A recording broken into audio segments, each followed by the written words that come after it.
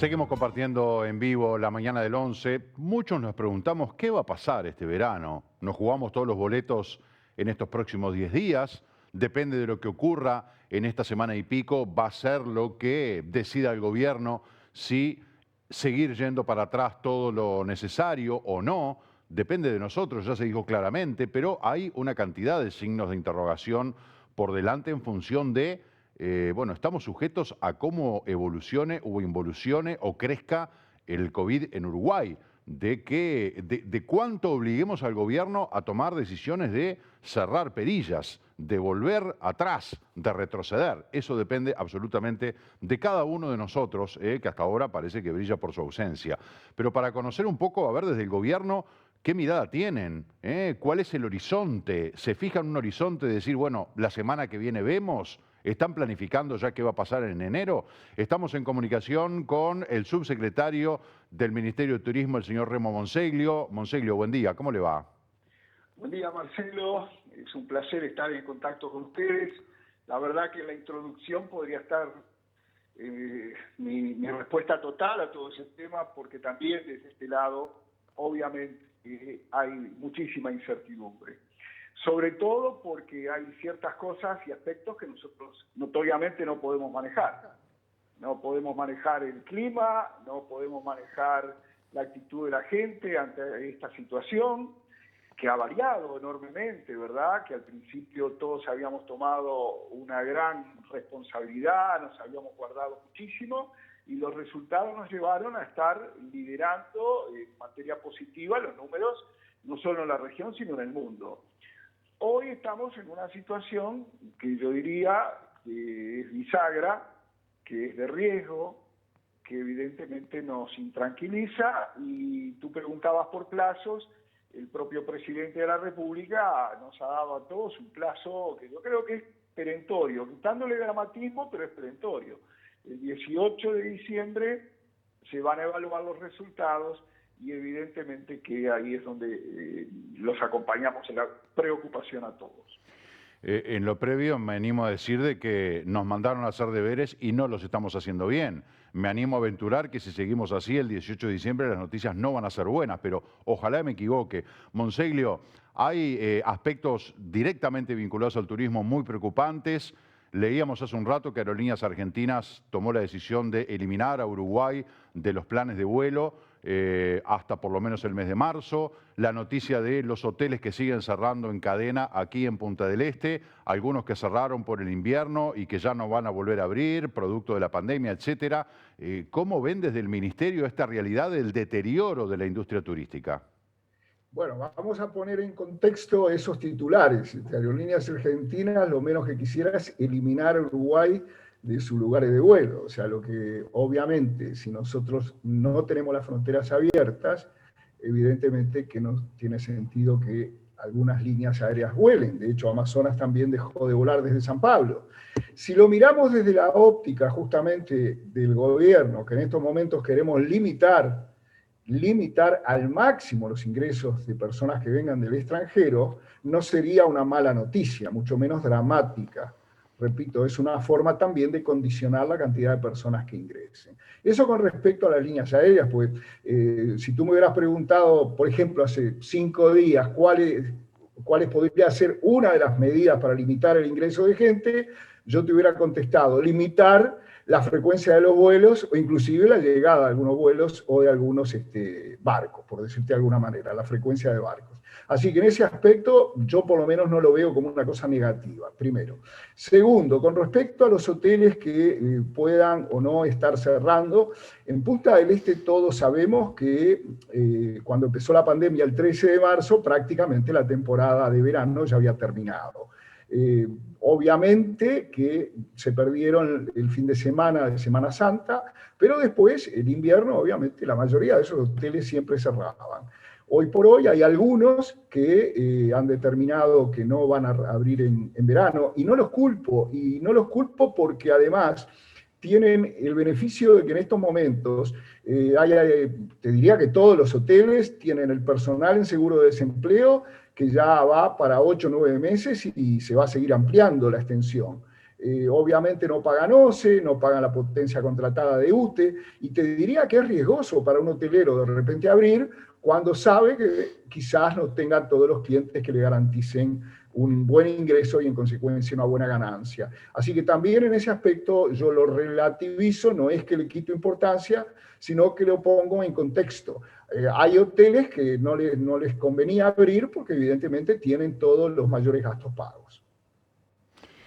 El 25 de octubre pasado, el ministro Germán Cardoso grabó un mensaje institucional, de alguna manera pidiendo disculpas y dando explicaciones a los argentinos de que lamentablemente no los íbamos a poder recibir este año, lo cual también, o sea, va en contra de la naturaleza del cargo que ustedes ocupan, que tienen el cometido de fomentar el turismo, de la apertura turística de Uruguay al mundo, y sin embargo ahora tienen que trabajar para que sea lo menos abierto posible, lo cual es contra natura absolutamente. Ahora, la propuesta de que puedan llegar propietarios argentinos a Uruguay, sobre todo a Punta del Este, sabemos que el intendente la planteó al gobierno, el propio intendente Antía dijo esto tendríamos que haberlo hecho hace un mes, pero en definitiva, ¿se contempla esa posibilidad de que puedan venir los propietarios argentinos?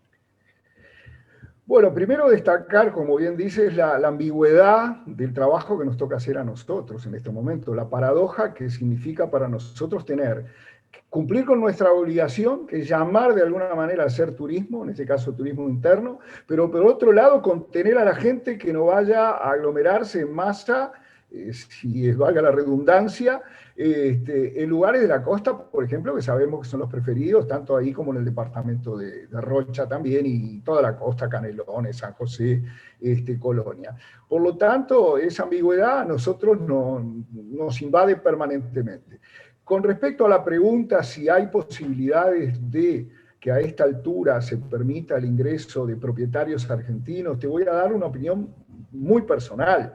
Yo creo que no hay manera posible de poder instrumentarlo, porque además no se olviden que estamos teniendo números de la pandemia que nosotros nunca pensamos tener, que justamente ese laissez-faire, ese de alguna manera relajarse que en la actitud de cada uno de los uruguayos, y en esto no hago distingos de ningún tipo, porque a todos nos ha pasado, ese relajarse un poco ha hecho que esos números se hayan incrementado al punto que estamos en una situación límite, con la cual no la podemos agravar trayendo una cantidad de gente que obviamente debería venir con una documentación previa, lo cual es bastante engorroso, te diría, porque ¿cómo haces para dirimir quién puede entrar y quién no puede?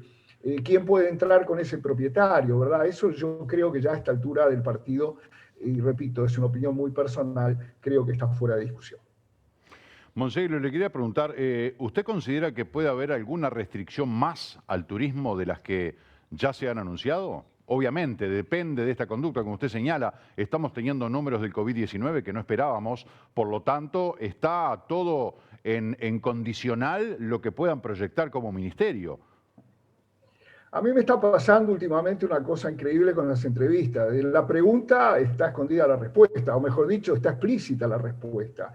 Evidentemente que sí, Marcelo, no se puede excluir absolutamente ningún tipo de restricción adicional, porque estamos ante una situación al borde, en algunos departamentos, de pasar de naranja ya a otros colores que no quiero ni nombrar. En consecuencia, no es fácil decir que no va a haber más restricciones. Yo no creo simplemente que sean restricciones al turismo, porque acá no se trata de que haya una u otra actividad que proponga más que otras a que esto se siga esparciendo por todo el país, porque si hablamos de estar al aire libre, que es lo que pasa justamente en verano, de mantener un distanciamiento social, podemos incluso hasta señalar que podría ser hasta beneficioso recomendarlo.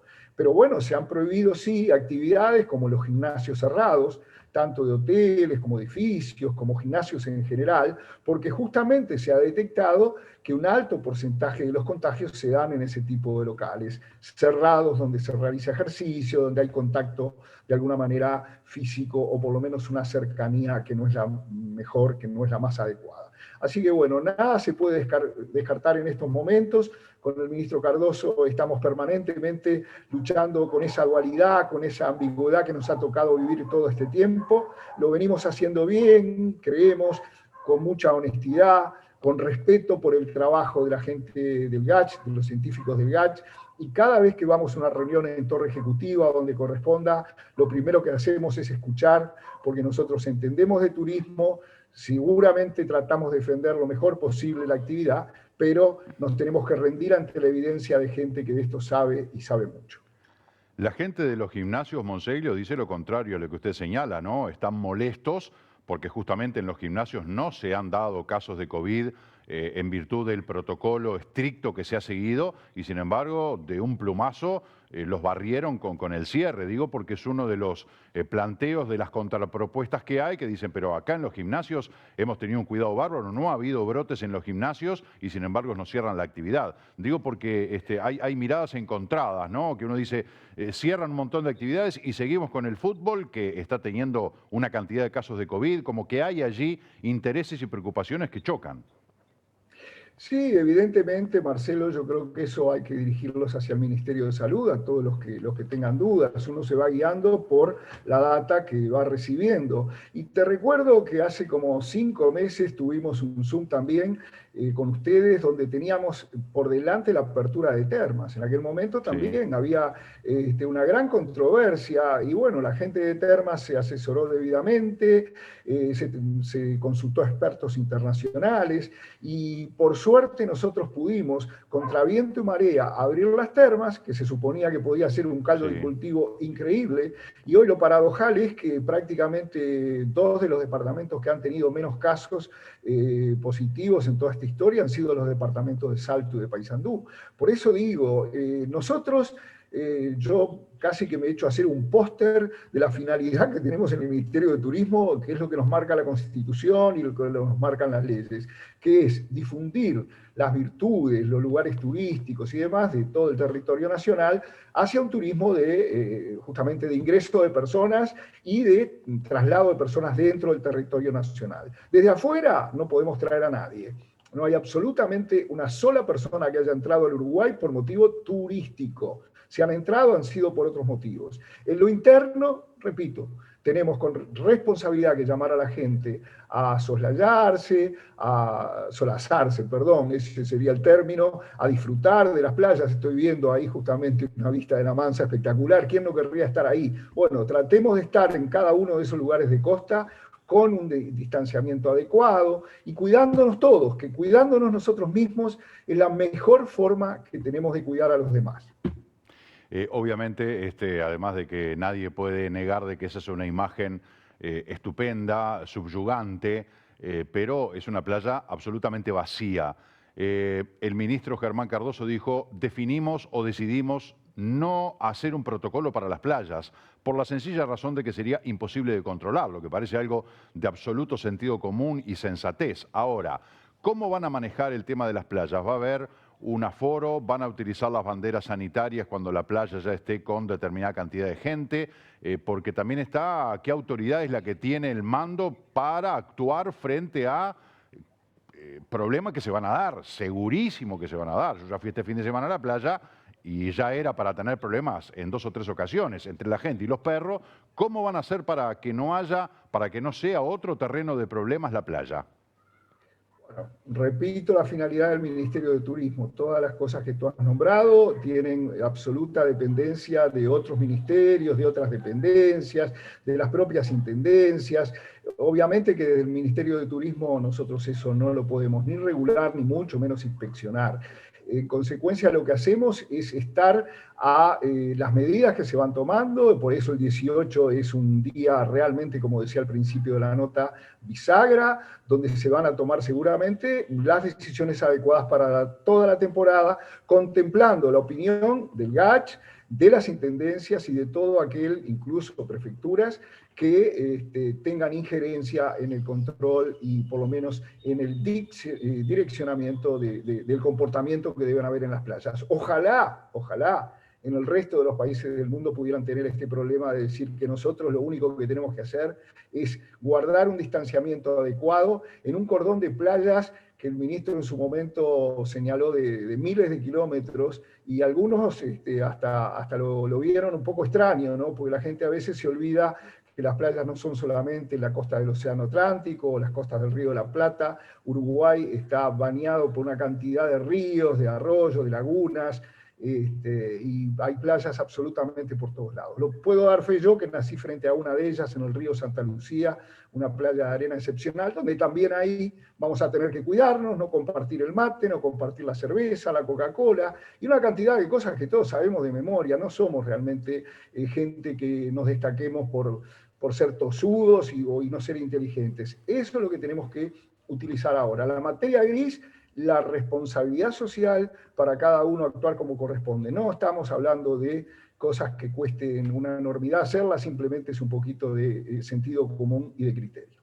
Claro que cuando vamos a la práctica uno ve que no es tan sencillo como cuando uno lo dice, ¿verdad? Porque vemos permanentemente incumplimientos a las normas, vemos permanentemente el accionar de la autoridad competente, sea intendencia, sea policía, sea quien sea, y todo el tiempo corrigiendo a la gente. Parecemos realmente inadaptados. Es como que necesitamos cada uno un policía al lado, o un marinero al lado, o un inspector al lado, que nos esté todo el tiempo, como cuando éramos chicos nuestros padres, llamándole, no te subas ahí, ojo que se rompe, cuidado de cruzar la calle, no vuelques esto. Es increíble, ¿no? Parece mentira, pero así debe ser.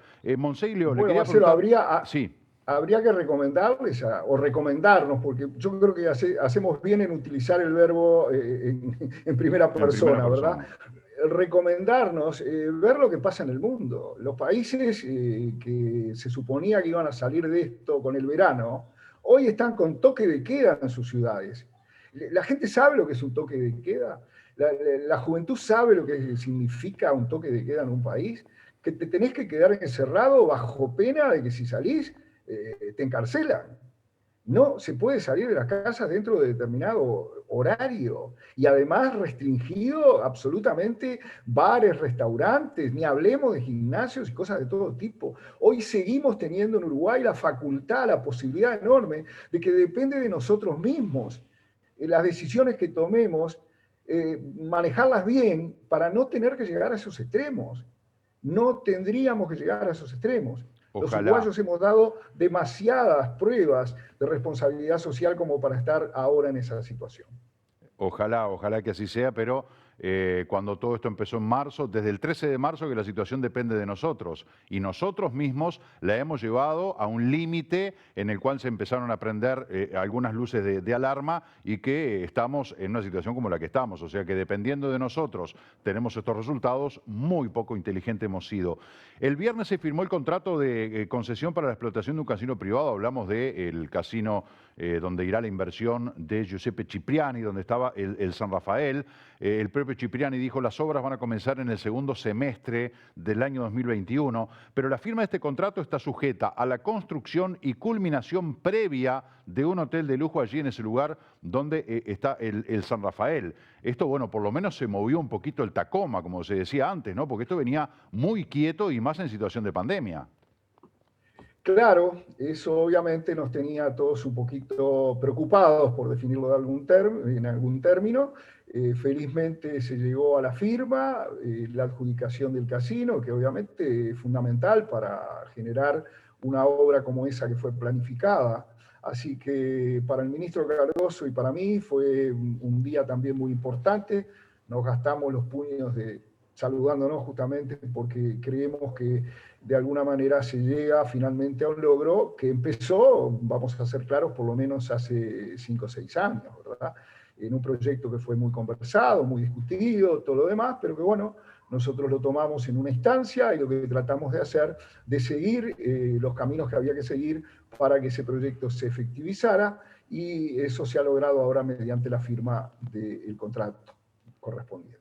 Usted, que es un hombre muy vinculado al turismo, que conoce del tema y no conoce por ser autodidacta y hacer muchos años que está, sino conoce porque es un hombre no solamente preparado, sino que ha estado desempeñando cargos de una jerarquía indiscutible, no solamente en Uruguay, sino en otras partes del mundo. Pero le quiero preguntar desde su óptica de hombre de turismo, de su óptica de hombre de gobierno hoy, ¿habrá leído las redes sociales cuando se confirmó la firma de esta concesión la catarata de críticas a lo que es ese semejante armatoste que implica la obra del Cipriani. Y se generaba un debate común a todas las redes y es, ¿existe la posibilidad de modificar ese proyecto? A ver, Marcelo, no sabes la alegría que me da esta pregunta, porque felizmente las redes sociales, si algo tienen también, es que guardan justamente los antecedentes. Yo invito a cualquiera que entre en Facebook y que busque una publicación mía con respecto a este emprendimiento en el momento que estaba mucho más discutido que ahora, ¿verdad? Cuando recién se había presentado el primer proyecto. Increíblemente, Marcelo, ahí está mi posición y es la que mantengo hasta el momento. Para hacer una obra de esta magnitud se necesitaba el otorgamiento de un casino privado. Tú hablas de mi experiencia, yo en aquel momento lo señalé tal cual. Incluso puse una frase de un amigo común nuestro que siempre repite que aquí no hay más perro que el chocolate. Si no había un casino privado no iba a haber tal inversión. Esa es una realidad. En consecuencia, tampoco me manifesté ni a favor ni en contra, lo señalé como un hecho de la realidad. Ahora bien, en aquel momento se presentó un proyecto diferente al que ustedes están mostrando ahora. Claro. La gente ahora se queja de este proyecto, pero el El anterior, anterior... que era una torre de ladrillo de 400 pisos. Sí, sí, a ver, ahí es donde yo te pregunto a ti como periodista, en este momento, ¿qué es lo que pasa? No gusta este, que parece una oblea, no gustaba el otro. El Ninguno de los otro, dos. bueno, obviamente nadie quería, vamos a empezar por ahí, nadie quería tirar abajo el San Rafael, aquello era un desastre, se caía a pedazos, el techo era ruinoso, era hasta realmente una mala imagen de Punta del Este. El primer proyecto que se presentó, cualquiera que mire la Piazza San Marco de Venecia se va a dar cuenta que la torre aquella estaba inspirada en el campanile de la Piazza San Marco. Era un lugar, de alguna manera, una construcción tipo aguja, que yo creo que apuntaba a dos cosas. Generar la altura más alta que se podía construir en el Uruguay, con todo lo que eso implicaba, y de alguna manera generar la menor cantidad de sombra posible a los edificios en el menor tiempo posible. Esto es una opinión mía, que no soy arquitecto, pero como bien me adjudicaste una cierta experiencia. Y no quiero decir que yo estuviera a favor de uno u otro proyecto. Lo que digo es que ese proyecto lo bombardearon, el arquitecto Vignoli en su momento lo declaró, se tomó un avión mientras viajaba a Nueva York, hizo este proyecto nuevo. Y ahí como que se calmaron un poco las aguas. Pero en 2 días hizo este proyecto, porque se cayó el de la torre y en 48 horas apareció semejante proyecto. Bueno, justamente todo eso es lo que hay que ver hacia atrás y estudiarlo y que cada cual se haga cargo de lo que opinó en aquel momento. Nosotros lo que te decía al principio, lo escribimos en Facebook, está ahí, no estábamos ni a favor ni en contra, pero sabíamos que era un hecho de la realidad que para hacer un emprendimiento de este nivel, de esta cantidad de millones de inversión, se necesitaba un casino privado. Y eso fue lo que finalmente ocurrió. Así que sin querer sacar, como decimos los paisanos, la pata del lazo, nosotros lo que hacemos es seguir una continuidad de algo a lo cual no nos opusimos en su momento, porque nosotros en el aspecto turístico, si algo podemos decir, que mientras no fuimos gobierno, prácticamente no nos opusimos a ningún tipo de proyecto que llevó adelante el gobierno que en ese momento estaba, y mucho menos a proyectos de desarrollo. Podíamos tener matices, podíamos tener opiniones como las hay ahora, pero evidentemente que hay instancias que hay que cumplirlas, a instancias legales me refiero, y nosotros acabamos de cumplir una de ellas, nada menos que creo yo la más importante. Sin duda que si no se aprobaba el casino, esto no iba a salir, lo dijo Cipriani desde el principio, tuvimos el honor de tenerlo aquí en el piso el verano anterior, y bueno, fue claro desde siempre, ¿no? Acá si no hay una aprobación del casino, el negocio es inviable. Ahora, yo le voy a pedir a nuestro director que ponga de vuelta la imagen de esa maquette de lo que es el proyecto, porque los volúmenes son impresionantes y además los vecinos se quejan de que acá no hay un estudio de impacto ambiental, no hay una previsión urbanística, no hay una distribución de lo que va a significar la polución sonora, la circulación de los vehículos. Ahí está, detenete ahí un segundito. El edificio de ladrillo, ¿no? Símil ladrillo, más sobre la izquierda, más chiquito, digamos, eso es una réplica, si se me permite, del San Rafael. ¿A qué voy? A que eso más chiquitito es el tamaño del San Rafael, que cualquiera que pasaba por la Rambla lo veía y no dejaba de ser un edificio de porte. Bueno, imagínate ese otro edificio enorme, también de ladrillos, que está atrás, y ahora mostrame la otra imagen donde muestran eso de no sé, la Casa de los Supersónicos, no sé, esos edificios en L, eso suspendido ahí en el aire, mirá de qué tamaño queda el San Rafael. Imagínate el volumen de construcción en esa zona del San Rafael, una zona residencial de construcciones bajas, va a ser un impacto brutal como el impacto que se ve con esa torre llegando al Puente de la Barra, que la ves desde la parada 1 de la Mansa, que es una cosa que sobresale. Bueno, la pregunta de vuelta, porque no me respondió, subsecretario, ¿hay posibilidades de modificar esto o no? A ver, Marcelo, te imaginarás que cuando se estudió todo esto, se habrán hecho los estudios de impacto ambiental, hay una intendencia que tiene que ver con esto, hay una Dinama, había y hay obviamente un Ministerio de Turismo cuando se aprobó todo esto. Lo que se acaba de firmar es la adjudicación del casino. Yo no sé si hay posibilidades de cambio o no. Lo que te voy a decir, voy a ser bien gráfico con esto, es una expresión italiana que si la escucha justamente el señor Cipriani, se Piano va a dar piano se va cuenta. lontano. No es così. Es más gráfica todavía. Dice, se ti sforzi per piacere a tutti, finirai per non piacere a nessuno. Totalmente Que de acuerdo. traducido quiere decir, si te esforzás por darle el gusto a todos, terminarás por no darle el gusto a nadie. Evidentemente que fue tal la andanada de críticas, primero por tirar abajo el casino, el Hotel San Rafael, que estaba ruinoso, porque ahí ya fue el primer tema. Segundo, por el tema de la altura de la torre, que no le gustaba. Y al final, el arquitecto Viñoli lo definió de esta manera y fue lo que se aprobó en su momento. Así que repito, estoy muy lejos de poder contestarte esa pregunta. No depende, por cierto, de nosotros, y en esto creo que hablo en nombre del ministro Germán Cardoso y mío también, y de todo el ministerio. Y bueno, ustedes en la Intendencia y en los distintos organismos, obviamente que podrán hacer las mismas consultas. Yo lo que aspiro a que sigan habiendo inversiones para Punta del Este y para el Uruguay entero, porque eso significa trabajo, que por otra parte lo vamos a necesitar muchísimo, Marcelo. Y tener contento a todo el mundo es muy difícil. Por eso me quedo tranquilo y los llevo de nuevo a lo que escribí hace prácticamente 1 año y medio cuando estaba toda esta polémica, que no es ni más ni menos que lo que estoy repitiendo ahora. No quiero terminar esta nota, Marcelo, sin felicitar a tu colega Eduardo Batista, que ha sido premiado justamente como periodista de turismo.